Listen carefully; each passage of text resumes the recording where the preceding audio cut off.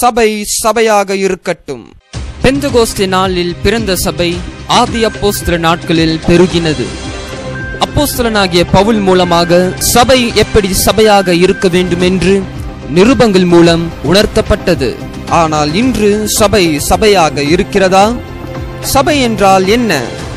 அன்று சபையில் மறுரூப ஆராதனை, இன்று வெறும் ஆர்ப்பாட்டமே. அன்று சத்தியம் சத்தியமாக பேசப்பட்டது, இன்று சத்தியம் தள்ளுபடியாயிற்று. அன்று ஜெபத்தால் சாதித்தார்கள், இன்று பணத்தால் சாதிக்கின்றார்கள். அன்று எழுப்புதலுக்காக கூடினார்கள், இன்று பொழுதுபோக்குக்காக கூடுகின்றார்கள். எது சபை? இதுவா அதுவா? ஆதி அப்போஸ்தல சபை எங்கே? உங்கள் எல்ஷடாய் டிவியின் சிறப்பு படைப்பாகிய சபை சபையாக இருக்கட்டும் என்ற நிகழ்ச்சியில் பேச வருகிறார்கள் போதகர் விக்டர் ராஜமணி அவர்களுடன் பிரபல ஊழியர்கள். சபை சபையாக இருக்கட்டும். ஆண்டவராகிய இயேசு கிறிஸ்துவின் இனிய இனிய நாமத்தில் எல்ஷடாய் டிவி யாவரையும் அன்புடன் வாழ்த்தி வரவேற்பதில் நான் மகிழ்ச்சி அடைகிறேன். மற்றும் ஒரு நிகழ்ச்சி, சபை சபையாக இருக்கட்டும் என்கிற நிகழ்ச்சியில் உங்களை சந்திப்பதில் மிகவும் மகிழ்ச்சி. கடந்த நிகழ்ச்சியிலே சபை சபையாக இருக்க வேண்டும் என்று நாம் பேசினது நிச்சயமாகவே உங்களுக்கு ஆசீர்வாதமாக இருந்திருக்கும். ஆண்டவர் இந்த கடைசி நாட்களிலே நம்முடைய சபையை சீர்திருத்த மீண்டும் உருவாக்க விரும்புகிறார். ஆகையால் தான் இந்த நிகழ்ச்சியை உங்களுக்கு நாங்கள் மகிழ்ச்சியோடு வழங்கி கொண்டிருக்கிறோம். என் அன்பு சகோதரி சகோதரி, அநேக ஊழியர்கள் நம்மத்திலே வந்து அவர்கள் இன்றைய சபையிலே கண்டவைகள் என்ன, அவருடைய இருதய துடிப்பு என்ன என்பதை நம்மத்தில் மனம் திறந்து பேசிக் கொண்டிருக்கிறார்கள். சொல்ல போனால் அங்கமாய் இருக்க வேண்டிய சபை சங்கமாய் மாறிக்கொண்டிருக்கிறது. சபை ஏதோ ஒன்றை துளைத்து விட்டது.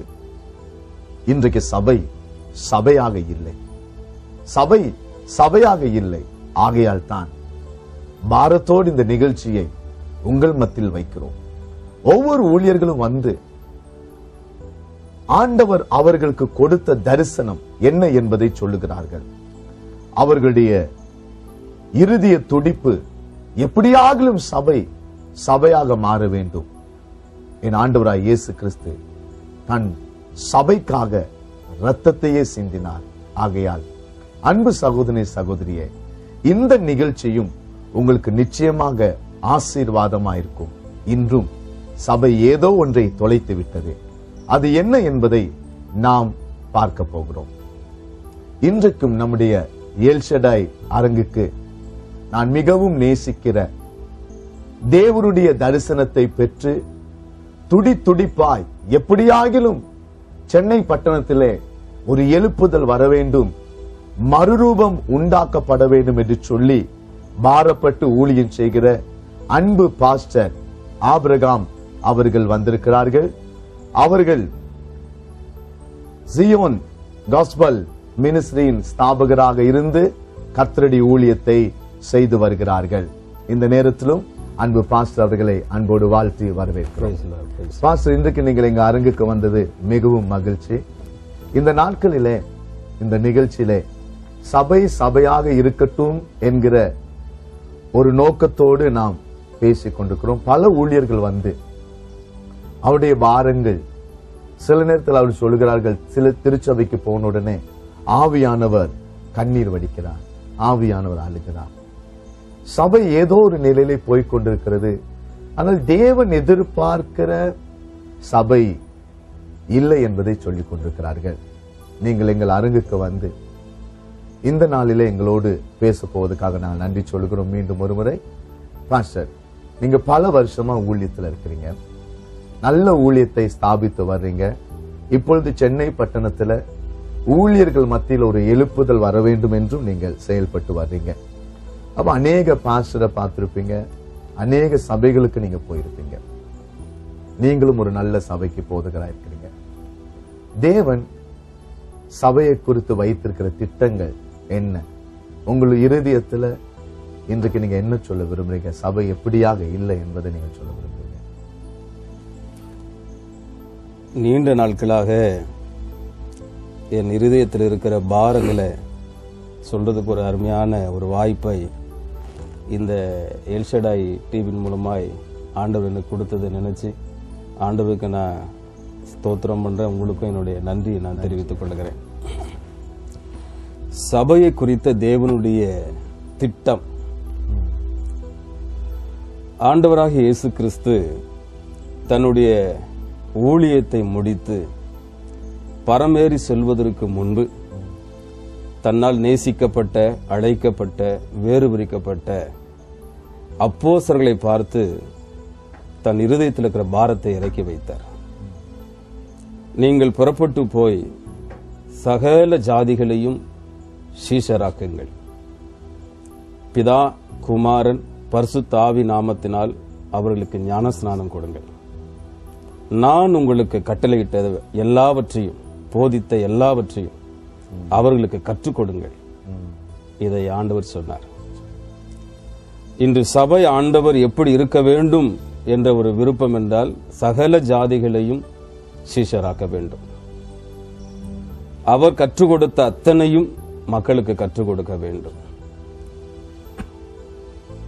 ஆண்டவர் சொன்ன அந்த திரியேக நாமத்தில் ஒவ்வொருவரும் மூழ்கி ஞானஸ்நானம் எடுக்க வேண்டும். இதை செய்யக்கூடிய கர்த்தருடைய பிள்ளைகள் எப்படி இருக்க வேண்டும்? அப்போஸ்தலர் 1:8 அவர் சொன்னார், நீங்கள் எருசலேமிலே காத்திருங்கள். ஏராளமானவைகள் அவர்கள் கற்றுக்கொண்டாலும் தேவ பலனோடு அதை செய்ய வேண்டும் என்று ஆண்டவர் விரும்பினார். அதாவது நீங்க ஆண்டவருடைய பிரதான கட்டளை நீங்க சொன்னீங்க. முதலாவது அவர்கள் சீஷராக்க வேண்டும். இப்பொழுது நம்ம அதுல கொஞ்ச நேரம் பேசலாம். இப்ப இன்றைய சபைகளில விசுவாசிகளுக்கு சீஷராக வேண்டும் என்கிற ஒரு ஆர்வம் இருக்கா? அதாவது பொதுவா சொல்றாங்க, சென்னையில பொதுவாக பிஸியா இருக்கிறாங்க. இப்ப ஆண்டவர் சொல்றது சீஷராக்குங்கள். ரெண்டு காரியத்தை நம்ம இன்னைக்கு பேசலாம். இதுல நம்ம சீஷராக்க ஊழியர்காரர்கள் ஆயத்தமா தான் இருக்கிறாங்க. எல்லா பாஸ்டரும் அதை விரும்புறாங்க. ஆனா ஜனங்கள் இன்னைக்கு சபை சீஷராய் இருந்து ஏதாவது ஆண்டவருக்காக செய்ய வேண்டும் என்கிற நிலையில இருக்கிறாங்களா இல்லையா? அந்த துடிப்பு மக்களுக்கு இருக்கு. ஆனா அந்த நிலைக்கு வர வேண்டிய அர்ப்பணிப்பு மக்கள்கிட்ட இல்லை. அதாவது மேல உடனே வந்துடும் நினைக்கிறாங்க. ஆண்டவர் எதிர்பார்க்கிற வழியில வரணுங்கிற அந்த எண்ணம் குறைவா இருக்கு. மேல உடனே எப்படி பாச நீங்க சொல்றீங்க? உதாரணமா ஒரு வயல்வெளியில எஜமான் வேலைக்கு ஆளை சேர்க்கிறாரு. நாள் முழுவதும் ஒருவன் வேலை செய்யறவனுக்கு ஒரு பணம் கூலி பேசி கொண்டு வர்றாரு. அதுக்கப்புறம் 3ஆம் மணி நேரம், 6ஆம் மணி நேரம், இப்படி 3 மணி நேரம் ஒருவரை கடைசி மணி நேரத்தில் ஒருத்தனை அழைக்கிறார். அப்போ அந்த எஜமான் என்ன செய்திருக்கணும்? முதலில் வந்தவனுக்கு சம்பளம் கொடுத்து அனுப்பியிருந்தா பிரச்சனை இல்லை. கடைசி வந்தவனுக்கு தான் முதல்ல கூப்பிட்டு சம்பளம் கொடுத்தார். அவனுக்கு ஒரு பணத்தை கொடுத்தார்.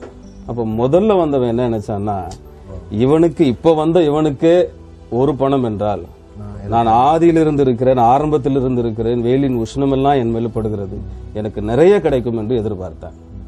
ஆனால் அவனுக்கு பேசப்பட்டது என்னவென்றால் ஒரு பணம் தான். அப்போ அவனுடைய சுவாபத்தை அறிவதற்காகவே பின்னாடி வந்தவனுக்கு முன்னால கூலியை கொடுக்கிறார். அப்போ பின்னால வந்தவன் சொல்றான், எனக்கு நிறைய கொடுக்கலையே, அவன் இப்ப வந்தவனுக்கு இப்படி ஒரு வாய்ப்பு இருக்கு.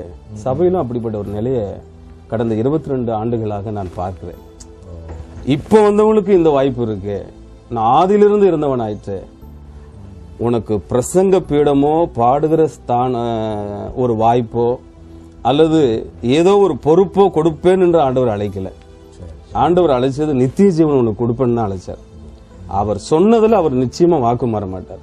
இன்னைக்கு அநேகர் சபை விட்டு போகிறதுக்கும் அந்த சீசனுங்கிற அடிப்படை சத்தியத்தை விட்டு போகிறதுக்கும் ஆண்டவருக்கா ஏதாவது சாதிக்கணும்னு வந்தவன் இடையில போகிறதுக்கும் இதை போல சின்ன சின்ன எதிர்பார்ப்பு, அவனுடைய எதிர்பார்ப்பு சபைகளில் கிடைக்கல, நமக்கு ஒரு பிளாட்ஃபார்ம் கிடைக்கல என்று சொல்லி இடையிலேயே போயிடுறான்.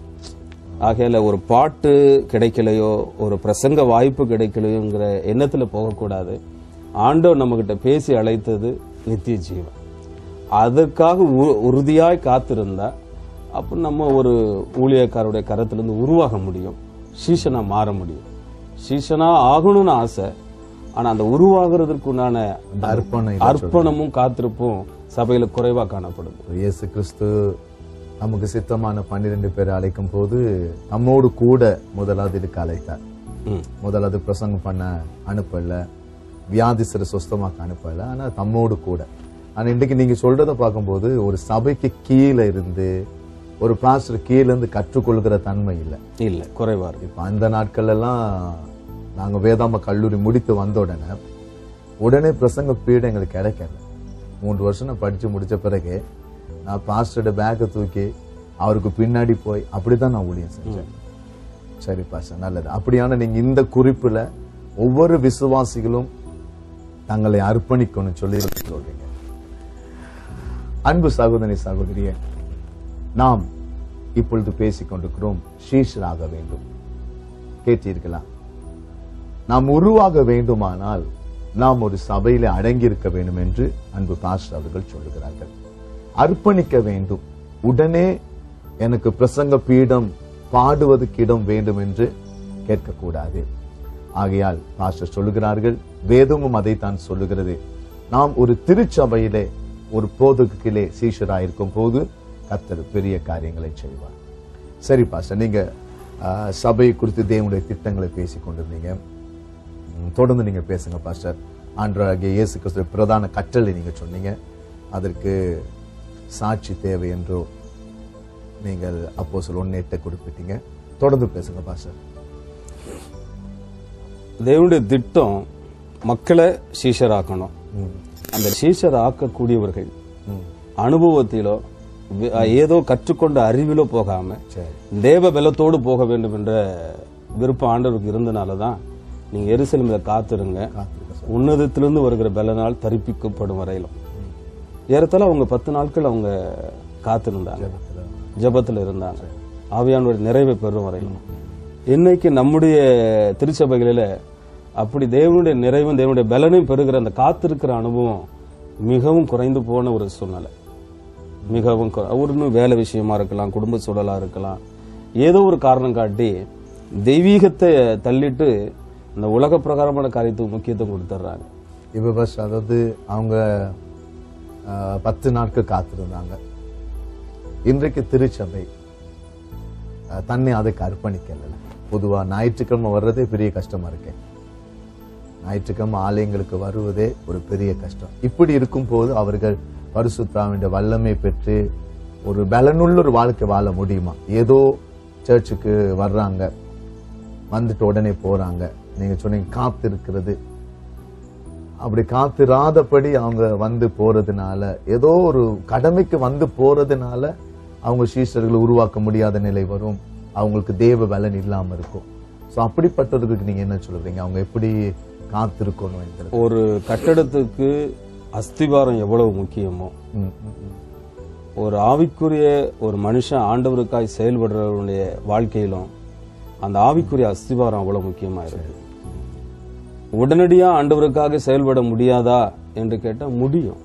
ஆனா எப்படி ஒரு சின்ன கட்டடத்தை கட்டுவதற்கு 2 நாள்லயும் அஸ்திவாரத்தை போட்டு மேல கட்டலாம், அதே சமயத்தில் 2 ஆண்டு காலமும் அஸ்திவாரம் போட்டு மேல கட்டலாம். 2 நாட்கள்ல அஸ்திவாரம் போட்டு கட்டுகிற கட்டடத்தின் மேல அதிக சுமை ஒன்றும் ஏற்ற முடியாது. தற்காலிகமான ஒரு கூடாரம் தான் அமைக்க முடியும். ஆனா 2 ஆண்டுகள் அஸ்திவாரம் போட்டு கட்டுகிற அந்த கட்டடத்தின் மேல அதிக சுமையை ஏற்றலாம், அதிக நபர்கள் அதுல பயனடைவார்கள். இதுதான் ஆவிக்குரிய ஜீவியத்திலும். எந்த அளவு நாம் தேவ சமூகத்துல நம்முடைய அஸ்திவாரத்தை பலப்படுத்திக் கொள்கிறோமோ அந்த அளவு ஆண்டவருக்காக நம்ம பிரகாசிக்கலாம். அஸ்திவாரம் இல்லாமல் ஆண்டவருக்காக ஏதாயிலும் ஒன்று செய்யணும்னு சொன்னா செய்யலாம். ஒரு காற்று அடிக்கும் பொழுதோ பெருங்காற்று வீசும் போதோ நம்முடைய விசுவாசத்துல நம்ம பின்வாங்கி போயிடுவோம். ஒரு பரிசுத்திர உறுதியா நிக்க முடியாது. ஒரு சோதனை வர வரையிலும் சரியா இருப்போம். ஏதாயிலும் ஒரு சோதனையை நம்ம ஃபேஸ் பண்ணும் பொழுது நிலை குலைந்து போகும். அந்த நிலை குலைந்து போக கூடாதுன்னா அந்த அஸ்திவாரம் நமக்கு அவசியம். அந்த அஸ்திவாரத்தை நம்ம உறுதியா போடணும். சரி பாஸ்டர், அப்படியானால் ஆண்டுடைய கட்டளையை நிறைவேற்ற வேண்டுமானால் திருச்சபை இன்னும் காத்திருக்கும்னு சொல்லி சொல்றீங்க. அதிகமான நேரங்கள் தேவ சமூகத்துல ஆண்டுடைய பாதத்துல காத்திருக்கும். ஆனா இன்றைக்கு அந்த நிலை இல்லாம போகுது. ஜனங்களுக்கு இன்றைக்கு காத்திருக்கணும் என்கிற ஒரு வாஞ்சை இல்லையே. அந்த வாஞ்சை ஏன் இல்லாம போகுது? அவங்க பிஸினாலயா, இல்லைன்னா அவங்க எப்படி எதிர்பார்க்காங்க? ஒரு சபை வந்து எப்படி இருக்கும்னு அவங்க எதிர்பார்க்கிறாங்க? சபையின் இன்றைய நிலை என்று சொல்ல போனா 3 காரியத்தை நான் சொல்ல விரும்புறேன். ஒன்று, சபை இழந்தது என்னவென்றால் நேரத்தை இழந்து விட்டது. நேரம் என்று சொன்னா, ஒரு ஆராதனையை நம்ம எடுத்துக்கொண்டா இன்னைக்கு ஆராதனை 2 மணி நேரம், அதிகப்படி 2.5 மணி நேரம் நடத்துறாங்க. சில இடங்கள்ல 1.5 மணி நேரம் தான் ஆராதனை. சூழ்நிலை அப்படி. நான் சிறு வயதா இருக்கும் பொழுது என்னுடைய தகப்பனாரும் தாயாரும் சபை கொண்டு போனாங்கன்னா, காலையில கொண்டு போனாங்கன்னா மத்தியானம் 3 மணி 4 மணிக்கு தான் வீட்டுக்கு நாங்க திரும்புவோம். உங்க அம்மா அப்பா பாஸ்டரா இருக்காங்க? அம்மா அப்பா பாஸ்டர், அம்மாவும் ஊழியம் செய்யறாங்க. எங்க ஊழியம் செஞ்சாங்க? அரும்பாக்கம் எம்எம்டே பகுதியில். அதே இடத்துல அன்னைக்கு ஒரு நாள் முழுவதும் தேவ சம்பவத்துல காத்திருக்கிற ஒரு அனுபவம் தென்பட்டது. இன்னைக்கு நாங்க சபை நடத்தும் பொழுது எங்க சபையில 3 ஆராதனை நடக்குது. 1.5 மணி நேரம் 2 மணி நேரத்துக்கு மேல ஒரு மக்களை பிடிச்சி உட்கார வைக்கிறதுக்கு கஷ்டமா இருக்கு. காரணம், அவங்களுக்கு நேரம் இல்லை. ஆராதனை முழுமையா நடத்துறதுக்கு சபையில இன்னைக்கு நேரம் நமக்கு இல்லை. செய்தி முழுமையாய் நம்ம சொல்லுவதற்கு நேரம் சபையில இல்லை. ஆராதனை கூடுகை அன்னைக்கெல்லாம் பார்க்கும்போது ஒரு திருவிருந்து எடுக்கணும்னா 2 நாள் 3 நாள் உபவாசம் எடுப்பாங்க சபையில. நான் திருவிருந்து எடுக்காத அந்த சின்ன பிராயத்துல எங்க அம்மா அப்பா கூட நான் போவேன் அந்த காத்திருப்பு கூட்டம்னு சொல்லி. அவ்வளவு ஆயத்தமாகிறதுக்கு நேரம் எடுப்பாங்க. இன்னைக்கு ஞாயிற்றுக்கிழமை ஒரு ஆராதனை தவிர சில சபைகள் எல்லாம் மற்ற நாளெல்லாம் அடைச்சுதான் கிடக்குது. கூடுகைக்கு மக்களுக்கு நேரம் இல்லை, கூடி வர்றதுக்கு. இப்படிப்பட்ட நேரத்தை ஜெபிக்க நேரம் இல்லை, வேதம் வாசிக்க நேரம் இல்லை. அதனால கேலண்டர், செவுத்துல இருக்கிற கேலண்டரை பார்த்து ஒரு வசனத்தை பைபிளை திறந்து எத்தனையோ நாட்கள் ஆகும். சரி பாஸ்டர், முதலாவது அந்த இந்த திருச்சபைக்கு கூடுற ஞாயிற்றுக்கிழமை நேரம் சொன்னீங்கல்ல, அதை நிச்சயமா நம்ம பேசணும். அதாவது நேரம் இல்லைன்னா ஒரு திருச்சபை இன்னைக்கு அவங்க என்ன விரும்புறாங்க? சீக்கிரமா முடிக்கணும்னு விரும்புறாங்களா? சீக்கிரமா முடிக்கணும். ஒரு பாரம்பரியமாக இன்னைக்கு சண்டே ஆகையால் சர்ச்சுக்கு போனோம், மற்ற நேரம் நான் குடும்பத்தோடு செலவழிக்கணும். மற்ற நாள் திங்கட்கிழமை குடும்பத்தோடு தான் இருக்கிறாங்க, வேலைக்கு போறாங்க, லேட்டா வரோம். அதனால ஞாயிற்றுக்கிழமை ஒரு நாள் தான் எங்களுக்கு லீவு. குடும்பத்தோட செலவழிக்கணும், நேரத்தை செலவழிக்கணும் நினைக்கிறது தப்பு இல்லை. ஆனா கொடுக்க வேண்டிய அந்த 2.5 மணி நேரம் கூட முழுமையா மக்கள் கொடுக்கறது இல்ல. பிந்தி வராங்க சபைக்கு, முந்தி போயிடுறாங்க. ஆராதனை முடிகிறதுக்கு மேல சில எல்லாம் எழுப்பி போயிடுறாங்க. ஏன்னா நேரம் இல்லைங்கிற ஒரு காரணத்தை சொல்றாங்க. சபை நேரத்தை இழந்து போச்சு. அது ஒரு அப்படி அவங்க தாமதமா வந்து சீக்கிரமா போவாங்கன்னா உண்மையா அவங்களுக்கு ஆண்டு மேல அன்பு இருக்கா?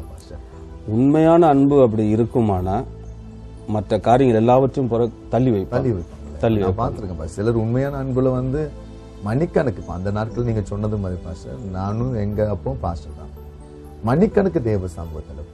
நீங்க சொல்ற மாதிரி சிலர் தான். அந்த சிலரே இன்னைக்கு சபையில பலரா மாறினாங்கன்னா எழுப்புதல் வரும்.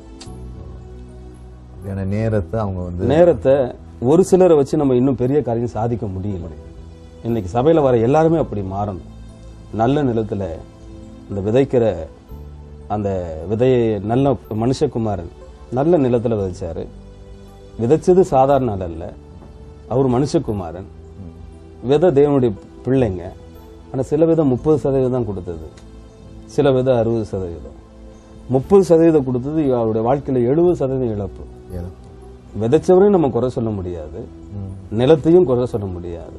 இப்ப யார்கிட்ட தவறு இருக்கு? நம்ம கிட்ட தான் தவறு. அதனால இன்னைக்கு 100% நிலை சிலர் மட்டும்தான் இருக்காங்க. அந்த சிலருங்கிற இடத்துல பலரா மாறினா சபை ஒரு எழுப்புதலை பார்க்கும். அடுத்தது பாஸ்டர், அதாவது அநேகர் வந்து தங்கள் நேரத்தை ஆண்டுக்கு கொடுக்கறதுன்னு சொன்னீங்க. சீக்கிரமா சர்ச் முடியணும், தேவன் மேல அவங்களுக்கு ஒரு, அதாவது தேவனுடைய பிரசனம் உண்மையாகவே அந்த பிரசனத்தை வாஞ்சிச்சாங்கன்னா அவங்க மணிக்கணக்கு நிச்சயமா கண்டிப்பா அவங்க ஜெபிக்க முடியும். இன்னொரு பாஸ்டர், இப்ப எங்க சர்ச்சுக்கு வர்ற வெளிநாட்டு ஊழியக்காரங்க சொல்லுவாங்க, அவங்க நாட்டுல எல்லாம் 4 மணி ஆராதனைனா 3:30க்கே பிலீவர்ஸ் வந்துடுறாங்களாமே. ஏன் நம்ம நாட்டுல மட்டும் அப்படி இருக்கு? ஸ்கூலுக்கு நேரமே போறாங்க, ட்ரெயினு நேரமே பிடிக்கிறாங்க, பிளைட்டுக்கு 3 hour முன்னாடி போறாங்க.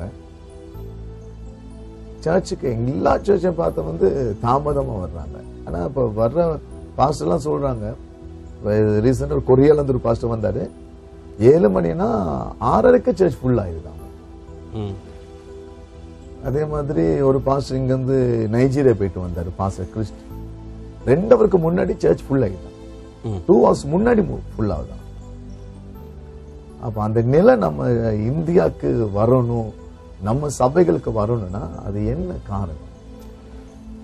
சகோதரி கேத்ரின் குல்மான் என்கிற பிரசித்தி பெற்ற ஒரு ஊழியரை குறித்து ஒரு புத்தகத்தில் வாசித்தோம். மிகுந்த குளிர் நிறைந்த அந்த சூழ்நிலையிலும் கூட அவங்க போய் பிரசங்கிக்கிற ஆடிட்டோரியத்தில் அதிகாலையில் அந்த இருட்டோட 2 மணி நேரம் 3 மணி நேரம் முன்னாலே ஆடிட்டோரியம் திறக்கிறதுக்கு முன்னாலேயே மக்கள் குமிஞ்சு நிற்பாங்களாம். ஏன் அப்படின்னு சொன்னா அந்த கூட்டங்களில் ஆவியானுடைய கிரியை வெளிப்படுது. ஆவியானுடைய கிரியை இன்னைக்கு சபையில வெளிப்பட்டதுன்னா இன்னைக்கு இந்த நீங்க சொன்ன இந்த நிலையெல்லாம் மாறும். ஜனங்களுக்கு ஒரு வாஞ்சையா போய் கேட்கறாங்க. வழக்கமா ஒரு பாடல், வழக்கமா ஒரு செய்தி, வழக்கமான ஒரு சூழலை பார்த்து மக்களுக்கு போர் அடிச்சிருச்சு. அதனால இந்த வழக்கமா அல்லது பாரம்பரியமாங்கிற நிலைய சபையிலிருந்து நம்ம நீக்கிட்டோம்னா ஆவியானவருக்கு முக்கியத்துவம் கொடுத்தா ஜனங்க நம்ம கூப்பிட வேண்டிய அவசியம் இல்லை. சில என்னுடைய எதிர்பார்ப்பெல்லாம் இந்த ஆராதனைக்கு ஃபுல் ஆயிடுச்சு, தயவுசெய்து நீங்க போங்க, அடுத்த ஆராதனைக்கு வாங்க என்று ஒவ்வொரு சபையும் சொல்ற நாட்கள் ரொம்ப தூரத்தில் இல்லை. என் அன்பு சகோதரனே சகோதரியே, அருமையாக பாஸ்டர் பேசிக் கொண்டிருக்கிறார்கள். இன்றைய சபையின் இழப்புக்கள் சில காரியம் சொன்னார்கள். அதில் முதல் காரியம் நேரம். ஆண்டவருக்கு நாம் மிகவும் முக்கியமான நேரத்தை, முதல் தரமான நேரத்தை கொடுக்க வேண்டும்.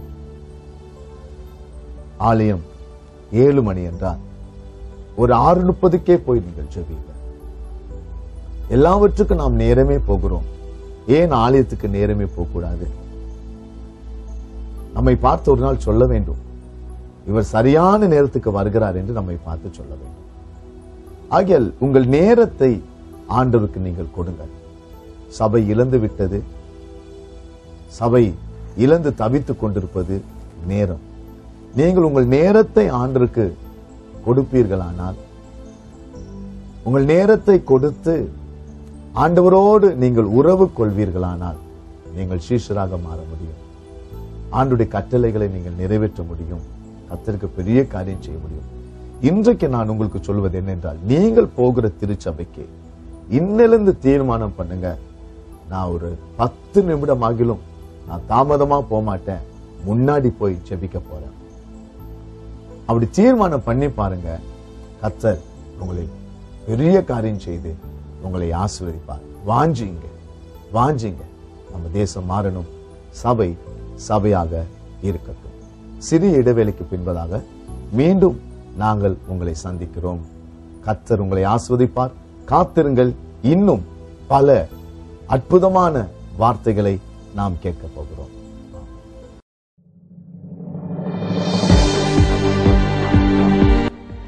பக்தி இழந்துட்டோம். ஏன்னா பார்த்து பழகிட்டோம், சபையை பாடி பழகிட்டோம். இதுதான் என்று நம்ம ஒரு நிறுவுசார் நமக்குள்ள வந்துடுது. ஆரம்பத்தில் ஒரு பாடலை பாடணும்னா உள்ளத்தை உடைச்சி அதை ஒப்பு கொடுத்து அந்த பாடலோடு இணைஞ்சு பாடின நாட்கள் உண்டு.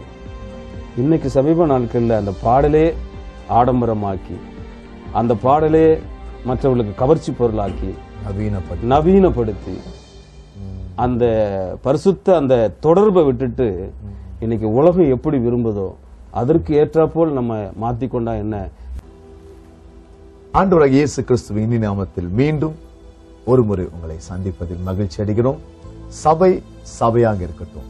எங்கள் மத்தியிலே பாஸ்டர் ஆபிரகாம் அவர்கள் ஆண்டவருடைய இதய துடிப்பை பேசிக் கொண்டிருக்கிறார்கள்.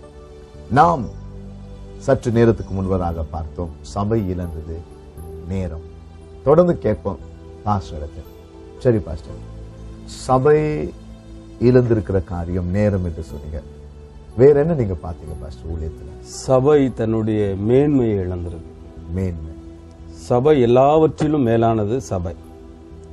ஆனால் இன்று எல்லாவற்றையும் போலானது சபை. எல்லாவற்றுக்கும் மேலானது சபை, எல்லாவற்றும் போலானது மேன்மை என்று சொல்றீங்களே பாஸ்டர். சபை எல்லாவற்றுக்கும் மேன்மையானத நம்ம ஜனங்களுக்கு நீங்க சொன்ன நல்லது. எப்படி அது மேன்மை என்று சொல்லுங்க? திருச்சபை திருச்சபை கூடி வரும் பொழுது அந்த இடத்துல ஆண்டவர் கூடி வந்துடுறாரு. இயேசு சொன்னார், எங்கே 2 பேர் ஒருமனப்பட்டு கூடி வராங்களோ அந்த இடத்துல நான் இருப்பேன். பிதா அந்த ஜெபத்தை கேட்பாரு. அப்போ தேவனை ஆராதிக்கிற இடத்துல தேவன் வந்துடுறாரு. திருச்சபை என்பது கர்த்தருடைய பிள்ளைகள் எங்கெல்லாம் கூடி வராங்களோ அந்த இடத்துல ஆண்டவருடைய பிரசன்னம் இருக்கு. இன்னைக்கு சபைகள் என்று சொல்லும் பொழுது தேவனை ஆராதிக்கிற அந்த இடம், நான் சிறு பிராயத்தில் சில சபைகளுக்கு போகும் பொழுது ஏதோ ஒரு விதமான பயம் எனக்கு சபைக்குள்ள பிரசங்கியார் வருவதற்கு முன்னாலேயே ஒரு பயம் தென்படும். ஆனா இன்றைக்கு அநேக சபைகளுக்கு போகிற எனக்கு வாய்ப்பு கிடைச்சிருக்கு. சபைக்குள் போகும் பொழுது பெரிய அலங்காரமா இருக்கு. ஆனா அன்னைக்கு பார்த்த அந்த பயமோ அந்த தேவ உணர்வோ தேவ பிரசன்னத்தை இன்னைக்கு குறைவா தான் பார்க்க முடியுது. சில சபைகளில் தேடினாலும் பார்க்க முடியுது. தேவ பிரசன்னத்தை சபை இழந்து போச்சு. ஆனா அதுக்கு பதிலாக அலங்காரம் ஒவ்வொரு சபையிலும் பார்க்கும்போது பெரிய பெரிய ஆடிட்டோரியம் மாதிரியும் பெரிய பெரிய அலங்காரத்துக்கு கொடுக்கிற முக்கியத்துவம் அந்த தேவ பிரசன்னம் தங்குகிற அந்த நிலைக்கு கொடுக்கிற மாதிரி சரியான முறையில் தென்படலை.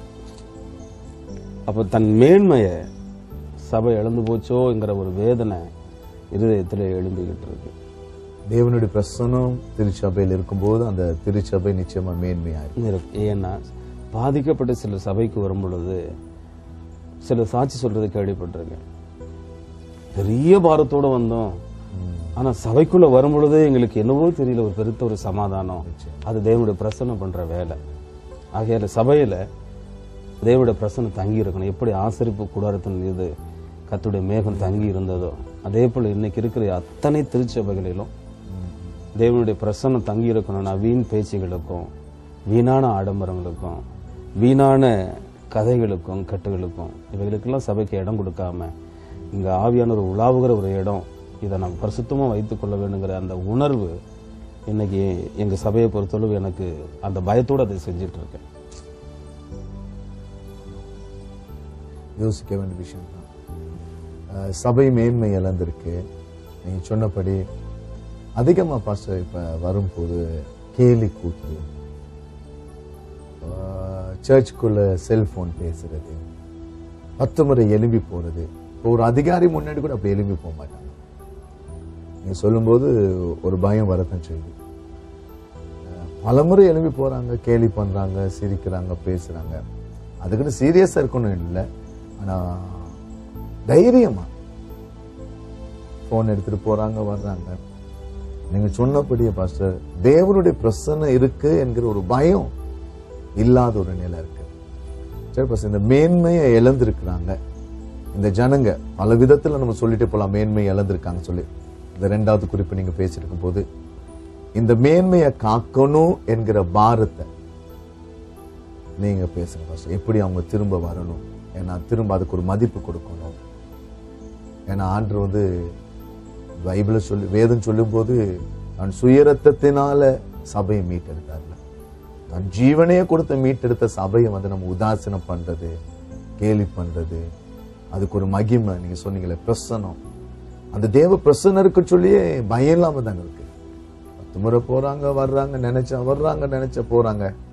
அப்படிப்பட்ட நிலையில இருக்கிறவங்க மீண்டும் அந்த பிரசன்னத்துக்கு மதிப்பு கொடுக்கணும் சொல்லி நீங்க எல்ஷிடை டிவி நேயர்களுக்கு சில வார்த்தைகளை பேசுங்க. அதோட நம்ம தொடரலாம்.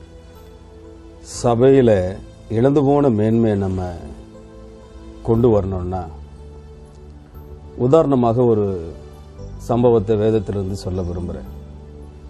யோசேப் சந்தித்த ஒரு சூழல். போத்திபாருடைய மனைவி இருக்கா, அவ யோசேப்பினிடத்தில் தவறா நடக்க முயற்சி செய்யறா. போத்திபாருடைய மனைவினுடைய பார்வையில் அங்க யாரும் இல்லை, யோசேப்பு ஒருவன் தான் இருக்கிறான்.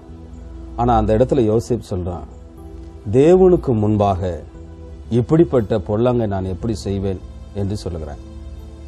யோசேப்பு போத்திபாரையோ வேலைக்காரர்களையோ மற்றவர்களையோ அவன் மனதில் கொண்டு வரவில்லை, அவன் தேவனை மனதில் கொண்டு வந்தான். தேவனுடைய சபை என்பதும் அவரை கூடி ஆராதிக்கிற இடம், தேவன் உலாவுகிற ஒரு இடம். அந்த இடத்துல வீண் பேச்சுகள், குறை சொல்லுகள், செல்போன்ல SMS, சில நேரங்களில் சபைகளில் ஒரே சபைகளில் அடுத்த பிள்ளைகளுக்கு SMS அனுப்புற ஒரு அவல நிலை கூட சபைகளில் பார்க்கிறோம். இது ஒரு ஊழியனுடைய இருதயத்தை உடைக்கிற ஒரு காட்சி. ஆனா ஆண்டவருடைய இருதயம் எப்படி உடையும் பாருங்க. ரத்தத்தை சிந்தி அல்லவா சம்பாதித்தார் சபையை.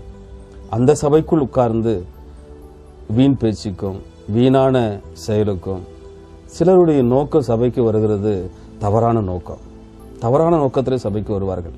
அவர்களை பார்க்கலாமா, இவர்களை பார்க்கலாமா, பாஸ்டர் வரலன்னு கேட்பாரு, அவரை திருப்திப்படுத்துவதற்காக போகலாமா, இப்படிப்பட்ட நோக்கத்தில் ஒருவேளை இந்த நாள் வரையிலும் நீங்கள் வந்து கொண்டிருப்பீர்களே ஆனால் இன்னைக்கு ஒரு புதிய தீர்மானம் எடுக்கணும். பாஸ்டர் திருப்திப்படுத்துகிறதுனால உங்க வாழ்க்கையில் ஒன்றும் ஆசீர்வாதம் வரப்போகிறது இல்லை. மக்களை திருப்திப்படுத்துவதனால ஆசீர்வாதம் வரப்போகிறது இல்லை.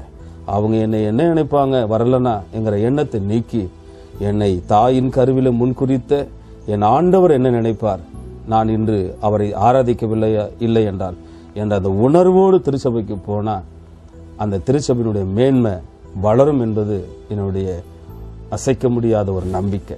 ஆகையால் இதை கேட்கிற வாலிபர்களானாலும் சகோதர சகோதரிகளானாலும் தகப்பன்மார் தாய்மாரானாலும் அந்த சபைக்கு கொடுக்க வேண்டிய மேன்மை முக்கியத்துவத்தை இன்று நம்முடைய வாழ்க்கையில் அபியாசிக்க நம்மை ஒப்பு கொடுப்போம். கர்த்தர் நம்மை ஆசீர்வதிப்பார்.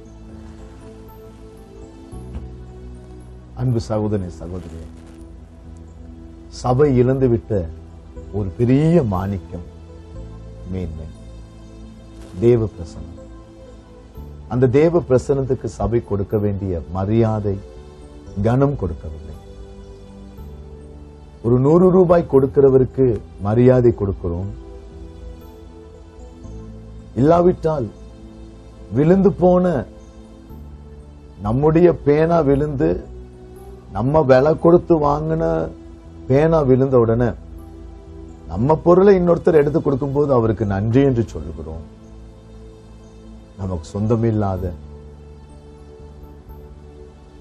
நாம் அனுபவிக்க முடியாத எத்தனையோ நன்மைகளை கல்வாரி சிலுவையிலே நமக்காக இரத்தம் சிந்தி அவர் மீட்டு கொடுத்தார். சபைக்கு தேவ பயம் இல்லை.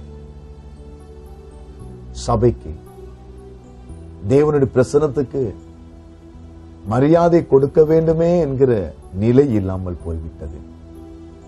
கர்த்தர் உங்களோடு பேசிக் கொண்டிருக்கிறார். சபை சபையாக இருக்க வேண்டும். ஆகையால் இன்று முதல் நீங்கள் சபைக்கு முதல் தரத்தை கொடுங்க. அதனுடைய மேன்மையை கனம் பண்ணுங்க. சபையை நேசிங்க. கர்த்தர் ஆசீர்வதிப்பார். சபை சபையாக இருக்கும். தொடர்ந்து நீங்க பேசுங்க. முதலாவது, சபை இழந்து போன மாணிக்கம் நேரம் என்று சொன்னீங்க. இரண்டாவது, மேன்மை இழந்துட்டு அந்த மேன்மைக்கு கனம் கொடுக்க தெரியல, அந்த மேன்மையை மதிக்க தெரியாம நம்ம இருக்கிறோம். அடுத்தது நீங்க என்ன சொல்ல விரும்புறீங்க? சபையில இழந்து போனது என்னன்னு சொல்ல விரும்புறீங்க? பக்தியை சபை இழந்து போச்சு. பக்தி. ஆண்டவர் அந்த 7 திருச்சபைக்கு ஒவ்வொரு செய்தியை சொல்லும் பொழுது ஆண்டவர் சொன்ன செய்தி, ஆதியில் இருந்த அன்பு உன்னிடத்தில் இல்லைங்கிற ஒரு ஆதங்கத்தை சொன்னார். இன்று ஊழியத்தில் எத்தனையோ சகோதரர்களை பார்க்கிறோம். அவங்களுடைய கோரிக்கை எல்லாம், என்னால முன்னால போல ஜெபிக்க முடியல, முன்னால போல என்னால வேதம் வாசிக்க முடியல, முன்பை போல என்னால் ஆண்டவருக்கு உண்மையா வாழ்றது முடியல என்று சொல்றாங்க. இன்னைக்கு கர்த்தருடைய ஊழியத்தை செய்கிற என்னாலையும் என்னுடைய ஸ்டேட்மெண்ட்டும் அப்படிதான் இருக்கு. ஒரு நாளைக்கு 8 மணி நேரம் ஜெபித்த நாட்கள் என் வாழ்க்கையில் இருக்கு. நான் படுக்க போகிறதுக்கு முன்னால எங்க வீட்டுல எல்லாரும் படுப்பாங்க. அப்ப நான் ஜெபம் பண்ணுவேன். எல்லாரும் தூங்குனதுக்கு அப்புறம் தான் நான் படுக்கைக்கு போவேன். எல்லாரும் எழும்புறதுக்கு முன்னாலே நான் மறுபடியும் ஜெபிக்கிற அறையில ஜெபம் பண்ணிட்டு இருப்பேன். இதுதான் என்னுடைய வாழ்க்கையின் துவக்கம். ஒரு நாளைக்கு 50 அதிகாரம் 60 அதிகாரம் படிப்பேன். அதை நான் ஒப்பிட்டு பார்க்கும் பொழுது அந்த நிலையை எட்டி பிடிப்பதற்கு இன்னைக்கு நான் மிகவும் கஷ்டப்படுறேன். ஆண்டவர்கிட்ட சொல்றேன், ஆண்டவர் ஆதியில் இருந்ததை போல உம்மோடு நான் நேரத்தை செலவழிக்கணும் ஆண்டவர்ங்கிற துடிப்பு என்னுடைய உள்ளத்தில் எப்படி இருக்கோ அதே போல இன்னைக்கு திருச்சபையில பார்க்கிற அநேக வாலிபர்களுடைய உள்ளத்துல இன்னும் வயதானவர்கள், முதிர்ந்தவர்கள் அவருடைய உள்ளத்துல நான் பார்க்கும் பொழுது எனக்கு ஆரம்பத்திலிருந்து அந்த பக்தி வைராக்கியம் பொழுது இல்லையே. அப்ப சபை அதை இழந்து போச்சா? ஏன் இழந்து போச்சு? அதை மறுபடியும் நம்ம எப்படி பெற்றுக்கொள்ள முடியும்? அதுக்காக தான் நம்ம உபவாசம் எடுக்கிறோம், ஜெபத்தின் மூலமா எவ்வளவோ முயற்சி பண்ணிட்டு இருக்கோம் அந்த நிலையை எட்டி பிடிக்கிறதுக்கு. ஆண்டவரும் கூட அதை ரொம்ப விரும்புறார். ஆதியில் இருந்த அந்த அன்பு இப்ப உங்ககிட்ட இல்லையே, பக்தியை இழந்துட்டோம். ஏன்னா பார்த்து பார்த்து பழகிட்டோம், சபைய பாடி பாடி பழகிட்டோம். இதுதான் என்று நம்ம ஒரு நிறுவுசார் நமக்குள்ள வந்துருது. ஆரம்பத்தில் ஒரு பாடலை பாடணும்னா உள்ளத்தை உடைச்சி அதை ஒப்பு கொடுத்து அந்த பாடலோட இணைஞ்சு பாடின நாட்கள் உண்டு. இன்னைக்கு சமீப நாட்கள்ல அந்த பாடலே ஆடம்பரமாக்கி, அந்த பாடலே மற்றவர்களுக்கு கவர்ச்சி பொருளாக்கி நவீனப்படுத்தி அந்த பரிசுத்த அந்த தொடர்பை விட்டுட்டு இன்னைக்கு உலகம் எப்படி விரும்புதோ அதற்கு ஏற்றாப்போல் நம்ம மாத்திக்கொண்டா என்ன, கவனத்தெல்லாம் இப்படி ஒரு தவறான முறையில் வணைஞ்சிட்டோம். ஆண்டவர் சொன்னாரு, ஒரு மனுஷனை அபிஷேகம் பண்றதுக்கு ஒரு எண்ணெயை உருவாக்க சொன்னார். அந்த எண்ணெயை உருவாக்க சொல்லும் பொழுது யாத்திராகம் 30ஆம் அதிகாரத்துல ஒரு குடம் ஒலிவ எண்ணெயை கொண்டு வரணும், லவங்கத்தை கொண்டு வரணும், கருவாப்பட்டையை கொண்டு வரணும், வெள்ளை போலத்தை கொண்டு வரணும், கந்தக வர்க்கம் எல்லாம் கொண்டு வந்து ஒருவன் பரிமளத்தை எப்படி உருவாக்குறானோ அதே போல இதை உருவாக்கணும். உருவாக்கிட்டு ஒரு வார்த்தை சொல்றாரு, இதற்கு ஒற்றா போல இதற்கு நிகராக இன்னொன்றை நீ உருவாக்க கூடாதுன்னு சொல்லிட்டான். இது ஒண்ணுதான் அபிஷேகம். அதை அவன் தொட்டு பலிபீடத்தை தொடும் பொழுதும், குத்து விளக்கு தொடும் பொழுதும், தூபபீடத்தை தொடும் பொழுதும் பைபிள் சொல்லுது அது பரிசுத்தமாகும். அவ்வளவு பவரை கொடுத்தாரு. அதான் ஆண்டு சொன்னாரு, இந்த நிலைக்கு ஒத்த இன்னொரு ஆயிலை நீ உண்டாக்க கூடாது. அப்படின்னா என்ன, ஒரிஜினல் தான், இன்னொரு டூப்ளிகேட் வரக்கூடாது. இன்னைக்கு சபை நிஜத்தை இழந்து நிழலை பிடிச்சிட்டு இருக்கிற அவலன் இல்லை. ஆண்டு சொல்ற அந்த டூப்ளிகேட் வேண்டாம், மாயமாலம் வேண்டாம், அதை போல என்ற நிலை ஆரம்ப நாட்கள் இருந்தோமே இந்த பரிசுத்தவான்கள் இருந்து அதை போல அந்த ஒரிஜினல் வர வேண்டுமே தவிர அவங்கள போல இவங்கள போல வெளி தோற்றத்துல நம்மளை வெளிப்படுத்த வேண்டாம். அதுவே நம்முடைய உள்ளான மனுஷனாய் மாறணும். அந்த இழந்து போன பக்தி வெளியே மாயமாலமா காட்டுற நிலை வேண்டாம். இழந்து போன பரிசுத்தம் இன்னைக்கு வெளி தோற்றத்துல என்னை குறித்து அநேகர் பரிசுத்தம் என்று சொல்லலாம், சொல்ல வைக்கிறது ஈஸி. ஆனா என்னுடைய உள்ளான நிலை எனக்கும் ஆண்டவருக்கு என்னன்னு தெரியும். என் மனசாட்சி சொல்லணும், என் ஆண்டவரோடு நான் உண்மையா இருக்கிறேன். என்னை அழைச்ச என் ஆண்டவர் சொல்லணும், என் மகன் உண்மையா இருக்கிறான். அதுதான் உண்மையான சாட்சி. அந்த திருப்தியில நான் ஊழியம் செய்யும் பொழுது ஆண்டவருடைய கிரிய பிரசங்க நேரங்களில ஊழிய நேரங்களில் வெளிப்படுறத பார்க்க முடியுது. அந்த திருப்தி இல்லாமல் நான் ஊழியம் செய்யும் பொழுது ஏதோ செய்தோம் என்கிற ஒரு நிலை தான் இருக்க தவிர இருதயத்தில் ஒரு சந்தோஷத்தோடு அதை செய்ய முடியல. ஆகையால எழுந்து போன பக்தி, அந்த பரிசுத்தம், ஆண்டவருடைய தொடர்பு நமக்கு வேணும். சரி பாஷா, அதாவது ஆதியில கொண்ட அன்பை விட்டாயின்னு நீங்க சொன்னீங்க. ஆரம்பத்துல மணிக்கணக்கு ஜெபிக்கிறாங்க, ஆரம்பத்துல மணிக்கணக்கு வேதத்தை வாசிக்கிறாங்க. இப்பொழுது ஒரு வார்த்தை சொன்னீங்க, அன்புக்காக ஒரு காலத்துல பாடினாங்க. ஒரு பாட்டு பாடினாலே அது உள்ளம் உடை. ஆனா இன்னைக்கு எல்லாம் கடமைக்கா போயிட்டு பாடணுமே, பிரசங்கிக்கணுமே, ஜெபிக்கணுமே என்கிற நிலை வந்திருக்கு. அது ஒரு காரியம். இப்ப ஆதியில பல மணி நேரம் செலவு பண்ணினவங்களுக்கு இப்ப அதிக நேரம் ஆண்டரோட செலவு பண்ணாததுக்கு காரணம் தங்களை பிஸி ஆக்கிட்டாங்களா? தங்களை பிஸி ஆக்கிக்கிட்டாங்க என்று சொல்றதும் உண்மை. தேவையில்லாத காரியங்களை உள்ள நுழைச்சிக்கிட்டோம். இன்னைக்கு வேண்டாம் என்று சொல்வதற்கு நம்முடைய மனம் இடம் கொடுக்கறது இல்லை. ஆண்டோடைய சமூகத்தில் இன்னைக்கு காத்திருக்கணும் என்கிற ஒரு உணர்வு ஆண்டவர் எனக்கு ஏற்படுத்தும் பொழுது, நான் நேசிக்கிறவர்களோ அல்லது என்னை நேசிக்கிறவர்களோ என்னை அழைத்து இங்க வாங்கன்னு சொன்னா அந்த இடத்துக்கு நான் நோ சொல்ல பழகணும். அவங்கள நான் திருப்திப்படுத்த நினைக்கும் போது என்னை அழைச்சவரை நான் வேதனைப்படுத்துறேங்கிறத மறந்து போறேன். இன்னைக்கு அதுதான் மனைவியை திருப்திப்படுத்த நினைக்கிறோம், பிள்ளைகளை திருப்திப்படுத்த நினைக்கிறோம், நம்மளை சார்ந்தவர்களை திருப்திப்படுத்த நினைக்கிறோம். ஏன்னா நமக்கு தொடர்பு, அதிக தொடர்பு இருக்கு. அவங்களெல்லாம் திருப்திப்படுத்த நினைக்கிறோம். ஆனா முதல்ல நம்மளை தொட்டாரு, அவரை திருப்திப்படுத்த நம்ம மறந்து போயிருக்கோம். அதிகமாக மக்களோட இருக்கணும்னு விரும்புறாங்க. மக்களோடு இருக்கணும், மக்கள் நம்மளை குறித்து நன்றாக நினைக்கணும் என்கிற எண்ணமே ஆண்டவரை கொஞ்சம் கொஞ்சமா புறம் தள்ளிடுது. தேவனை நாம் தள்ளுகிறோம் என்று அறியாமலேயே நாம் தேவனை தள்ளுகிறோம். இஸ்ரவேல் ஜனங்க ஒரு ராஜா வேணும்னு கேட்டாங்க. அவங்க கேட்டது என்ன தப்பு என்று அவங்களில் ஒருவர் நம்மளை பார்த்தா சொல்லுவோம். நாங்க கேட்டது என்ன தப்பு? அடுத்த நாட்டுக்கு இருக்கிறத போல எங்களுக்கும் ஒரு ராஜா வேணும். சாமுவேல்ட்ட ஆண்டவர் சொன்னாரு, அவங்க உன்னை தள்ளல, என்னதான் தள்ளினாங்க. சாமுவேல் போய் அந்த ஜனங்களை பார்த்து, நீங்க ஆண்டவரை தள்ளிட்டீங்கன்னு சொல்ற ஆண்டவர்னா அவங்க சொல்லுவாங்க, நாங்க எங்க ஆண்டவரை தள்ளணும், எங்களுக்கு ஒரு ராஜா வேணும் தான் கேட்டோம். அது அவங்களுடைய விருப்பம் தேவ சித்தத்திற்கு மாறா இருக்கும் பொழுது தன்னை அறியாமலேயே தேவனை தள்ளுகிறோம் என்று அறியாமலே தள்ளுகிறார்கள். இன்னைக்கு சபையில யாரும் தேவனை தள்ளணுங்கிற எண்ணம் இல்லை, அறியாமலே தேவனை தள்ளுகிறோம். இதுதான் இன்னைக்கு காணப்படுகிற ஒரு அவல நிலை. ஏன் இந்த அறியாம நீக்கணும்னா என்ன பண்ணணும் அப்படின்னு அப்போஸ்தலனாகிய பவுல் சொல்றாரு. உணர்வில்லாத அவருடைய இருதயம் இருள் அடைந்து விட்டது என்று ரோமர் 1:29 சொல்றாரு. அந்த உணர்வின் ஜீவி இல்லைன்னா இருள். அடுத்தது நம்ம என்ன செய்யணும், அடுத்தது நம்ம எப்படி நடக்கணும், அந்த வெளிச்சம் நமக்கு இல்லை. யோபு சொல்றாரு, நீர் அருள்நீன வெளிச்சத்தில் நான் இருளை கடந்து போனேன். யோபுக்கு தரித்திரம், வியாதி, இழப்பு அதெல்லாம் அவருக்கு ஒரு இருள். இந்த இப்படிப்பட்ட இருள் திருச்சபை கடந்து போகணும்னா அவர் கொடுக்கிற வெளிச்சத்தில் தான். அந்த வெளிச்சம் இயேசுநாதர் சொன்னார், உன்னில் உள்ள வெளிச்சம் இருளாகாதபடி எச்சரிக்கையா. அது எச்சரிக்கை. அது நமக்கு அந்த இருள் ஆனதுனாலதான், அந்த உணர்வு இல்லாதனால இருள் ஆயிடுச்சு. என்ன செய்யணும், எப்படி வரணும்னு தெரியல. ஜெபிக்கணும்னு ஆசைப்படுறோம், ஜெபிக்க முடியல.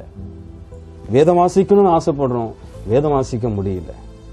நல்ல ஆண்டவருக்கு பிரகாசிக்கணும் ஆசைப்படுறோம், பிரகாசிக்க முடியல. 9 வரங்களும் என்ன வாழ்க்கையில கிரிகை செய்யணும் ஆசைப்படுறோம், ஒரு வரமும் கிரிகை செய்யறத பார்க்க முடியல. 9 கனியும் ஆசைப்படுறோம், எல்லா ஆசைகளும் இருக்கு. ஆனா ஒண்ணும் நடக்காத காரணம் என்ன? இருளில சுத்தி கொண்டிருக்கிறோம். பாதை என்னன்னு தெரியல, அதை எப்படி எட்டி பிடிக்கிறதுன்னு தெரியல. தேவனை நம்ம தள்ளுறோம்னு தெரியாமலே எத்தனையோ முறை நம்ம தள்ளிட்டோம். அது அவருடைய இருதயத்தை ரொம்ப வேதனைப்படுத்திடுச்சு. அப்படியானா ஆண்டவருக்கு முதலிடம் கொடுக்காம அவர் மேல் ஆதியில கொண்ட அன்பு, முன்ன மாதிரி அவங்க எல்லாரும் அந்த நிலைக்கு வந்தாங்கன்னா நிச்சயமா ஆண்டவர் சந்தோஷப்படுவாரு. நம்ம எதிர்பார்க்கிற எழுப்புதல் உடனே வரும். என் அன்பு சகோதரி சகோதரியே, ஆதியில கொண்ட அன்பை விட்டாய். மாஸ்டர் பேசிக் கொண்டிருக்கிறார்கள். ஆண்டோட இருதய துடிப்பு மக்தியை ஆரம்பத்துல எவ்வளவு பாரமா ஜெபிப்போம், எவ்வளவு மணிக்கணக்கு ஜெபிப்பாங்க. நானும் ரட்சிக்கப்பட்ட புதுசுல தினமும் வாலிபருக்கு சூழ்ந்துதான் இருப்பாங்க. நெடும் முழங்கால நின்னு நின்னு நின்னு ஜெபிப்போம். இன்னைக்கு அப்படிப்பட்ட வாலிபர்களை நாங்க பார்க்க முடியாது. அழுவாங்க, அழுது ஜெபிப்போம், ராத்திரி ஜெபிப்போம். ஜெபனாலே முடிக்கிற நேரமே தெரியாது. ஆனா இன்றைக்கு அந்த வேதனை எனக்குள்ள இருக்கு. அந்த பாரம் இல்ல, உணர்ந்து பாடுகிற தன்மை இல்லை. ஆகையால் உங்களை தயவாய் கேட்டுக்கொள்கிறேன், இன்றைக்கு தேவ சமூகத்துக்கு போய் ஆதியில இருந்ததை போல அந்த அன்பை பெற்றுக் கொள்ளுங்க. ஆதியில் இருந்தது போல ஜெபியுங்கள். அப்போதான் சபை சபையாய். நல்லது பாஸ்டர். நிச்சயமாக நீங்க பேசிக் கொண்டிருக்கும் போதே இந்த அறையில தேவ பிரசன்னத்தை நான் பார்க்க முடியுது. ஏதோ ஒரு காரியத்தை ஆண்டு செய்ய போறாரு. என் உள்ளத்துல அதை நான் ஃபீல் பண்ணேன். அடுத்தது என்ன சொல்ல விரும்புறீங்க பாஸ்டர்? சபை ஒரு சாட்சி இழந்து போன ஒரு நிலையை இன்னைக்கு வெளிப்படுத்திட்டு இருக்கு. சாட்சி உள்ள வாழ்க்கையை வெளிப்படுத்தணும் என்பதுதான் ஆண்டவருடைய விருப்பம். நீங்க எனக்கு சாட்சிகளா இருங்கன்னு தான் சொல்லி அனுப்பினாரு. ஆனா சபை சாட்சியை இழந்து போயிடுச்சு, இழந்து கொண்டு இருக்கிறது. இந்த நிலை மாறணும். நீதிமான்கள் சபையில குறைவு, பக்தி உள்ளவர்கள் சபையில குறைவு, உண்மை உள்ளவர்கள் சபையில குறைவு. சபையில மக்கள் அதிகம், ஆனா ஆண்டவர் எதிர்பார்க்கிற இந்த தன்மை உள்ளவர்கள் மிக குறைவா இருக்கிறார். ஒரு முறை ஆண்டவர் என்னிடத்தில் ஒரு தரிசனத்தில் சொன்னார், நான் விதைத்தது 100% அறுப்பதற்காகத்தான், 30% பலன் கொடுத்தது என்ன? அவருடைய வேதனை, என் கண்களிலிருந்து தண்ணீர் வருகிறது. அப்படியானால் நான் உணர்கிறேன், அவருடைய வேதனை என் இருதயத்தில் அவர் குமுறுகிறார் என்பதை 100% எதிர்பார்க்கிறார். ஆபிரகாம் என்றால் ஆபிரகாம் 100% எதிர்பார்க்கிறார்.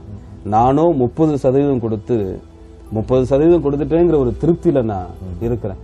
அதே போல இன்னைக்கு அநேக சபையில ஏதோ ஒன்று செஞ்சிட்டோங்கிற திருப்தி, ஒரு தசமபாகம் கொடுத்துட்டோம் அவங்களுக்கு ஒரு திருப்தி, இன்னைக்கு ஞாயிற்றுக்கிழமை சபைக்கு போயிட்டோம் அவங்களுக்கு ஒரு திருப்தி, இன்னைக்கு பாஸ்டர் பார்த்து பேசிட்டு வந்துட்டோம் அவங்களுக்கு ஒரு திருப்தி, பாடல் ஆராதனை இன்னைக்கு நடத்தணும் என்கிற ஒரு திருப்தி. இப்படி ஏதோ ஒரு சிறு காரியத்தில் திருப்தி அடைந்திருக்கிற இந்த சபை இழந்து போன 70%, 40% தேடிக்கொண்டிருக்கிறார் என்ற அந்த ஆதங்கத்தை, உணர்வுள்ளவன் ஒருவன் உண்டோ என்று அவர் மனுபுத்திரனை கண்ணோக்கி கொண்டே இருக்கிறாரா. அந்த உணர்வு, ஒரு வேல்ஸ் நாட்டை எடுத்தா ஈவன் ராபர்ட்ஸ் ஞாபகத்துக்கு வரார், ஒரு இங்கிலாந்து தேசத்தை எடுத்தா ஒரு ஜான் நாக்ஸ் ஞாபகத்துக்கு வரார். இன்னைக்கு சரித்திரம் படைத்தவர்களை நம்ம எடுத்தா வில்லியம் கேரியை சொல்லலாம், ஸ்மித் விக்கில்ஸ்வரத்தை சொல்லலாம். இப்படி பெரிய பெரிய பரிசுத்தவான்களையும் ஆண்டவருக்காய் பிரகாசித்த எல்லாரையும் நம்ம நினைவு கூறுகிறோமே, ஏன் உங்களையும் என்னையும் நாளை சமுதாயம் நினைவு கூற வேண்டும் என்கிற எண்ணம் இன்னைக்கு இருக்கிற மக்கள் மத்தியில் எழும்பவில்லை. ஒரு ஜான் நாக்ஸ் மட்டும்தான் ஆண்டவருக்கு இருக்கிறாரா, இருந்தாரா? ஒரு வில்லியம் கேரி அல்லது ஒரு டிஎல் மூடி மட்டும்தான் ஆண்டவருக்கு இருந்தாரா? என்னையும் அவர் தாயின் கருவில முன்குறித்தவர் ஆயிற்று, என்னையும் அவர் வேறு பிரித்தவர் ஆயிற்று. ஏன் என்னையும் அப்படி அவர் மாற்ற மாட்டார்? நான் ஏன் அப்படி மாறக்கூடாது? அறுவடையோ மிகுதி, வேலையாட்களோ கொஞ்சம் என்று ஆதங்கப்பட்டவர் இன்னைக்கு அறுவடையும் மிகுதி, வேலையாட்களும் அதிகம், ஆனா உண்மை உள்ளவர்களோ கொஞ்சம் என்கிற ஆதங்கத்துல அவருடைய இருதயம் வேதனைப்படுகிறத ஆண்டவருடைய தரிசனத்தின் மூலம், ஆண்டவர் பேசுகிற சபைக்கு போவதற்கு முன்பு ஆண்டவர் கொடுக்கிற வார்த்தைகளை வைத்து புரிந்து கொள்ள முடிகிறது. வேதனையோடு நிற்கிறார், குமுறுகிற இருதயத்தோடு நிற்கிறார். உண்மையுள்ளவர்கள் திருச்சபையில் குறைவு குறைவு இருக்கிறார்கள், குறைவு. ஆண்டு சாட்சி எதிர்பார்க்கிறார்.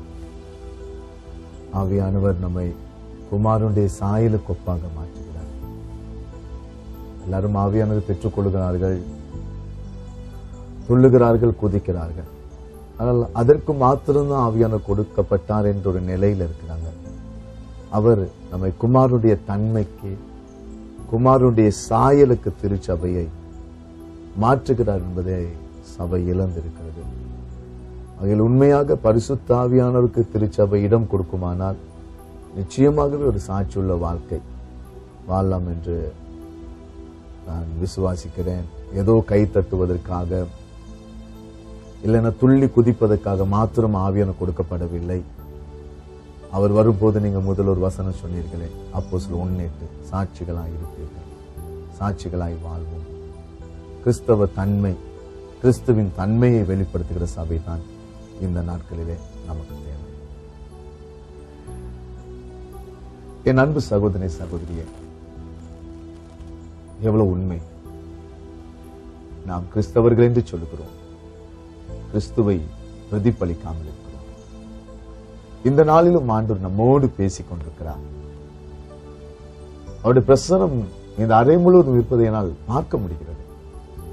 ஆகையால் நீங்கள், நானும் நீங்களும் சாட்சிகளாயிருந்தார். எவ்வளவு அழகா பாச சொன்னாங்க. பல பேர மிஷனரிகளை சொல்றோம், ஊழியக்காரங்களை சொல்றோம், தேசத்தை அசைத்தவர்கள். ஏன் நாம் அந்த வரிசையில் வரக்கூடாது? நாம் உண்மையாக உண்மையுள்ளவர்களாயிருப்போம், சாட்சிகளாயிருப்போம். நம்முடைய நேரங்கள் கடந்து போகிறது. இறுதியாக பாஸ்டர் அவருடைய உள்ளத்தில் இருப்பதை உங்களுக்கு பேச போகிறார். சபை சபையாக இருக்கட்டும் என்பதுதான் எங்களுடைய ஒரே ஒரு நோக்கம். ஆகையால் பாஸ்டர் உள்ளத்தில் ஆவியானவர் எதை போடுகிறாரோ அதை இப்பொழுது உங்கள் மத்தியிலே பேசுவார். பாஸ்டர், நம்முடைய நேரம் முடிவுக்குள் வந்திருக்கிறோம். சில நிமிடங்கள் நீங்கள் உங்களுடைய உள்ளத்தில் கடைசி ஆண்டு என்ன சொல்லுகிறார் அதை நீங்கள் சொல்லுங்கள். அதற்கு பின்புதான் நாம் சேர்ந்து ஜெபிக்கலாம். அருமையான எல்ஷடாய் டிவி நேயர்களே, இந்த கடைசி நாட்களில் ஆண்டவருடைய இருதயத்தின் ஏக்கத்தை, அவருடைய இருதயத்தின் இதய துடிப்பை அறிந்து கொள்ளுகிற மக்களை ஆண்டவர் தேடுகிறார். சில நாட்களுக்கு முன்பு ஒரு தரிசனத்தின் மூலம் ஆண்டவர் என்னோடு இடைப்பட்டார். என் ஜனங்கள் தங்கள் பொல்லாத வழிகளை விட்டு திரும்பினால் என்கிற ஒரு சத்தத்தை மட்டும் என் காது கேட்டது. பெரிய ஒரு அக்கினி அந்த நேரத்தில் பற்றி எரிகிறதை என் கண்கள் கண்டது. என் தூக்கம் போனது, என்னுடைய சமாதானம் போனது. ஏதோ ஒரு விதமான பாரம் என்னை அழுத்தினது. இன்று ஆண்டவர் சபைகளில் எதிர்பார்ப்பது என் ஜனங்கள் நான் நினைக்கிற விதத்தில் வர வேண்டும் என்று ஆண்டவர் எதிர்பார்க்கிறார். இயேசு சொன்னார், உங்கள் பிதா பூரண சர்க்குணர், நீங்களும் பூரண சர்க்குணராய் மாறுங்கள். அந்த வசனத்திற்கு மேலே நீங்கள் வாசித்து பார்க்கும் பொழுது ஆண்டவர் சொன்னார், உங்களை சபிக்கிறவர்களை நீங்கள் ஆசீர்வதியுங்கள், உங்களை துன்பப்படுத்துறவர்களுக்காக நீங்கள் ஜெபியுங்கள் என்று சொன்னார். தம்முடைய சீஷர்களோடு இயேசு ஒரு இடத்திற்கு போகும் பொழுது வழியில் ஒரு அத்திமரத்தை கண்டார். அந்த அத்திமர அருகே அவர் நின்று கனியை தேடினார். வேதம் தெளிவாய் சொல்லுகிறது, அது கனி கொடுக்க முடியாத காலம். ஆண்டவர் கோபப்பட்டு அந்த மரத்தை சபித்தார். அது பட்டு போனது. அந்த அத்திமரத்திற்கு வாயிருந்தால் சொல்லியிருக்கும், ஆண்டவரே, நான் கனி கொடுக்கிற காலத்தில் கனி கொடுத்தேனே, இப்பொழுது கனி கொடுக்க முடியாத காலம் என்று வந்து என் மரத்தில் கனியை தேடுகிறீரே என்று புலம்பியிருக்கும். அதை உண்டாக்கினவருக்கு தெரியாதா அது கனி கொடுக்க முடியாத காலம் என்று? ஆனாலும் அதன் பக்கத்திலே போய் நின்றாரே, எதை குறிக்கிறது தெரியுமா? உங்களை சபிக்கிறவர்களை ஆசீர்வதியுங்கள். சாதாரண மனிதன் ஒருவன் நம்மை சபித்தால் நாம் சாதாரண நிலையில் இருந்தால் அவளை ஆசீர்வதிக்க முடியாது, நாம் கோபப்படுவோம். ஆனால் கனி கொடுக்க முடியாத காலத்திலும் கனியை எதிர்பார்த்து வந்து நிற்கிறவர் தான் மனதார ஆசீர்வதிக்க வேண்டும். நம்ம சத்துருக்களை நாம் சிநேகிக்க வேண்டும். சத்துருக்களை சிநேகிக்க முடியுமா? முடியாது. அது கனி கொடுக்கிற காலம் இல்லை. இப்படி நம்முடைய வாழ்க்கையில் எதெல்லாம் கனி கொடுக்க முடியாதோ, கனியை வெளிப்படுத்த முடியாதோ, அந்த இடத்திலெல்லாம் கனியை தேடி ஒருவர் நிற்கிறார். ஆகையால் அன்புக்குரியவர்களே, இந்த எல்ஷடாய் டிவி மிகுந்த பாரத்தோடு எப்படியாகிலும் கிறிஸ்து ஒவ்வொரு மனிதனுக்குள்ளும் உருவாக வேண்டும் என்கிற பாரத்தோடு அன்பு சகோதரர், கர்த்தருடைய ஊழியத்தை செய்கிற பாஸ்டர் விக்டர் ராஜா மணியினுடைய அருமையான முயற்சிக்காய் நான் கர்த்தரை ஸ்தோத்திரம் பண்ணுகிறேன். அவருக்கு ஆண்டவர் கொடுத்த பாரம், அவருக்கு ஆண்டவர் கொடுத்த தரிசனம், அவரோடு பேசும் பொழுது எல்லாம் எனக்குள் ஒரு புத்துணர்வை நான் பெற்றிருக்கிறேன். எனக்குள் ஒரு எழுப்புதலை நான் உணர்கிறேன். கர்த்தர் இந்த தரிசனத்தோடு செய்கிற இந்த ஊழியத்தின் மூலமாய் அநேக ஆயிரங்கள் இதில் தேற்றப்படுகிறார்கள். அநேக பேருக்கு இது பிரயோஜனமாக இருக்கிறது. ஆகையால் பிரியமானவர்களே, ஜெபத்தில் இந்த எல்ஷடாய் டிவியை, ஊழியத்தை நீங்கள் தாங்க வேண்டியது உங்களுடைய கடமை. உங்களால் முடிந்ததை இந்த டிவி ஊழியத்திற்காக செய்ய வேண்டியது உங்களுடைய கடமை. இவைகளை உணர்ந்து தேவனுடைய நாமத்தை உயர்த்துவோம், தேவனுடைய ராஜ்யத்தை கட்டுவோம். இயேசுவின் வருகை சீக்கிரமாயிருக்கிறது. ஆண்டவருக்காக வாழ்வோம், ஆண்டவருக்காக அர்ப்பணிப்போம். தேவைப்பட்டால் ஆண்டவருக்காய் சாகவும் நம்மை ஒப்பு கொடுப்போம். கர்த்தர் நம்மை நன்மையால் நிரப்புவார். ஆமென். என் அன்பு சகோதரி சகோதரியே, எத்தனை இனிமை ஆண்டவர் இறுதியாய் உங்களுக்கு பேசினது. அவர் கனி தேடி வருகிறார். நாம் கனி கொடுக்க வேண்டும் என்று அவர் விரும்புகிறார். ஒரு சாட்சியுள்ள ஒரு வாழ்க்கை வாழ்வோம். அன்பு பாஸ்டருடைய உள்ளத்தில் ஆண்டு போட்ட அந்த பாரத்தை நம்முடைய அரங்குக்கு வந்து அவர் பேசிக் கொண்டிருக்கிறார். தேவன் இழந்து போனதை மீண்டும் தரப்போகிறார். இன்னைக்கு நாம் ஜெபிப்போம். ஆண்டவரே, ஒரு கனிவுள்ள ஒரு வாழ்க்கை வாழ கிருபை செய்ய வேண்டும். இந்த சபை சபையாக இருக்கட்டும் என்கிற நிகழ்ச்சியை நாங்கள் ஜெபத்துடனே நிறைவு செய்ய போகிறோம். மாஸ்டர், நீங்கள் எங்கள் அரங்குக்கு வந்து மிகவும் அழகாக ஆண்டுடைய இருதய துடிப்பை நீங்கள் எங்கள் மத்தியில் பகிர்ந்து கொடுத்ததற்காக நாங்கள் மீண்டும் ஒரு முறை எல் ஷடாய் டிவி சார்பாக உங்களுக்கு நன்றி தெரிவிக்கிறோம் பாஸ்டர். இப்பொழுது ஒரு சிறிய ஜெபம். சுருக்கமாக, பார்த்து கொண்டிருக்கிற ஒவ்வொருவரும் கனி கொடுக்கிற ஒரு வாழ்க்கை, கிறிஸ்துவை பிரதிபலிக்கிற ஒரு வாழ்க்கை வாழ வேண்டும். அதுதான் எங்களுடைய நோக்கம். அதுக்காக நீங்கள் ஜெபிப்பதற்கு முன்பு உங்களுக்கு என்னுடைய நன்றியை தெரிவித்துக் கொள்ள நான் விரும்புகிறேன். எனக்கு இது ஒரு முதல் அனுபவம். இப்படிப்பட்ட ஒரு வாய்ப்பை எனக்கு ஏற்படுத்தி கொடுத்தீங்க. கர்த்தர் உங்களை ஆசீர்வதிக்க வேண்டும். என் இதயத்துக்குள் இருக்கிற அந்த துடிப்பையும் வேகத்தையும் எள்ளின் நுனி அளவு வெளிப்படுத்துவதற்கு கிடைத்த வாய்ப்புக்காக நான் ஆண்டவரை ஸ்தோத்தரிக்கிறேன். ஜெபிப்போம். பரிசுத்தமுள்ள எங்கள் பரலோக பிதாவே, நீர் சர்வத்திற்கும் அதிகாரம் உள்ள தெய்வம். உம்முடைய உத்தமமான விலையேறப்பட்ட கனத்திற்குரிய இந்த ஊழியத்தை செய்வதற்கு நாங்கள் எம்மாத்திரம், எதில் நாங்கள் சிறந்தவர்கள் என்று சொல்வதற்கு ஒன்றும் இல்லை. உம்முடைய கிருபை, உம்முடைய நேசம், தாயின் கருவில் எங்களை முன் குறித்தீரே. இவ்வளவு பெரிய ஸ்தானத்தை எங்களுடைய கரத்திலே கொடுத்தீரே. பயத்தோடு இதை நாங்கள் செய்ய நீர் எங்களுக்கு உதவி செய்யும். இந்த அருமையான நேரத்திலும் கூட இந்த எல் ஷடாய் டிவியை பார்த்து கொண்டிருக்கிற உம்முடைய பிள்ளைகளுக்காக ஆண்டவரே, விசேஷமாய் உம்மை நோக்கி நாங்கள் பார்க்கிறோப்பா. தகப்பனே, நீர் எங்களுக்கு கொடுத்திருக்கிற அபிஷேகத்திற்காக, நீர் எங்களுக்கு கொடுத்திருக்கிற வல்லமைகளுக்காக கோடா கோடி ஸ்தோத்திரம். ஒரு ஆசாரியனை ஆசீர்வதிக்கவும் ஆராதனை நடத்துவதற்கும் ஏற்படுத்தும்படி நீர் சொன்னீர் அல்லவா? இந்த நேரத்திலும் நீர் கொடுத்த அதிகாரத்தின் நிமித்தம் இந்த டிவி நிகழ்ச்சியை பார்த்து கொண்டிருக்கிற ஒவ்வொருவரையும் மனதார ஆசீர்வதிக்கிறோம் ஐயா. நீர் ஆசீர்வதியும். உமக்காக எழும்ப, தேசத்தை அசைக்க, ஆண்டவரே, கனி கொடுக்க முடியாத காலத்திலும் நீங்கள் என்ன விசேஷமாய் செய்கிறீர்கள் என்ற ஒரு கேள்வியை கேட்டீர் அல்லவா? தகப்பனை, நாங்கள் விசேஷமாய் செய்ய எங்களுக்கு நீர் உதவி செய்வீராக. தகப்பன், இந்த நேரத்திலும் கூட இந்த டிவி நிகழ்ச்சியை பார்க்கிற ஒவ்வொருவரையும் மனதார வாழ்த்தி ஜெபிக்கிறேன். அவர்களை ஆசீர்வதியும். இன்று சபை இழந்து போனதை ஈடுகட்டக்கூடிய கருவிகளாய் இவர்களை மாற்றுவீராக. எழுப்புதலுக்கு பயன்படுத்தக்கூடிய வல்லமையுள்ள பாத்திரங்களாய் இவர்களை மாற்றுவீராக. உம்முடைய மன விருப்பத்தை எல்லாம் செய்யக்கூடிய விலையேறப்பெற்ற மனிதர்களாய் இவர்களை மாற்றுவீராக. தகப்பனே, எங்களை ஒப்பு கொடுக்கிறோம் என்று அர்ப்பணிக்கிற ஒவ்வொரு உள்ளத்தையும் இந்த நேரத்தில் நீர் பிடிப்பீராக.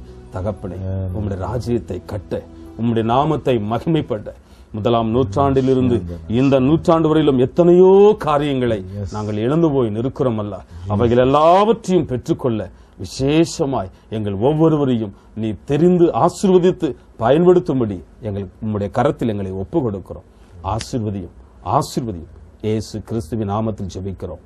ஜெபம் கேளும் எங்கள் நல்ல பிதாவே. ஆமென்.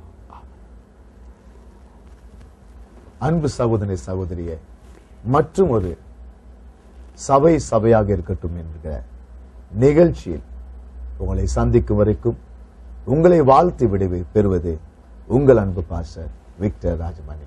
ஆமென்.